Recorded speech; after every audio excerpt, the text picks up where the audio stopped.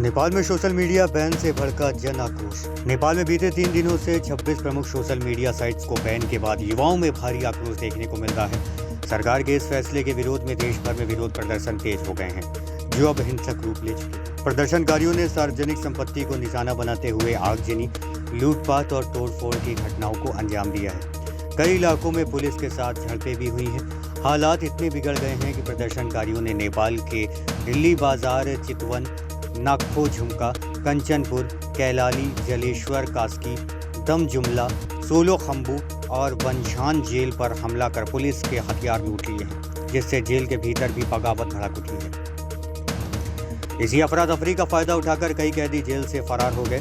नेपाल से फरार हुए 4 भारतीय कैदी भारत में सोनौली बॉर्डर के रास्ते घुसने की कोशिश कर रहे थे, जिन्हें सोनौली सीमा पर एसएसबी के जवानों ने पकड़ लिया और पूछताछ कर रही है। सुरक्षा का जायजा लेने सशस्त्र सीमा बल के डीआईजी मुन्ना सिंह भी पहुंच गए और सोनौली सीमा पर पहुंचकर सुरक्षा का जायजा लिया।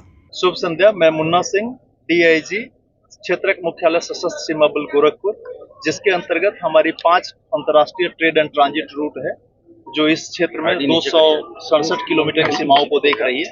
इसके तहत जो नेपाल की आंतरिक समस्याएं हैं, उन आंतरिक समस्याओं के सापेक्ष भारत की सीमाओं पर, अंतर्राष्ट्रीय सीमा पर जो सतर्कता है बढ़ा दी गई है और हमारे पास क्यूआरटी भी रखा गया है, राइट एंड कंट्रोल इक्विपमेंट्स भी रखा गया है। साथ ही साथ हमें यह देख करके अच्छा लग रहा है कि नेपाल की आंतरिक समस्या का कोई भी किसी किस्म का प्रभाव इस नो मैंस लैंड या भारतीय भूमि पर नहीं है।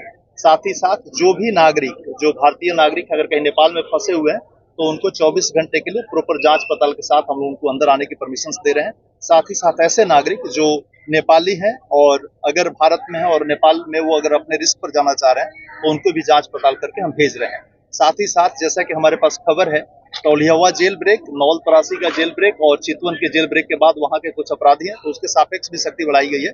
और यदि वो बॉर्डर पर आते हैं, पकड़े जाते हैं, तो सशस्त्र सीमा बल के बल मुख्यालय के निर्देश अनुसार आगे की कार्रवाई की जाएगी। क्या 4 कैदियों को पकड़ा गया है क्या एसएसबी द्वारा? पकड़ा नहीं गया है, क्योंकि वो लोग बॉर्डर पर आए हैं और उनको हमारे पास रखा गया है। जब बल मुख्यालय से निर्देश आएगा, उसके अनुसार फिर नेपाल के साथ कार्रवाई की जाएगी, क्योंकि उनको हम न तो अंदर जाने दे सकते हैं और न जब तक आदेश नहीं आएगा हम छोड़ भी नहीं सकते।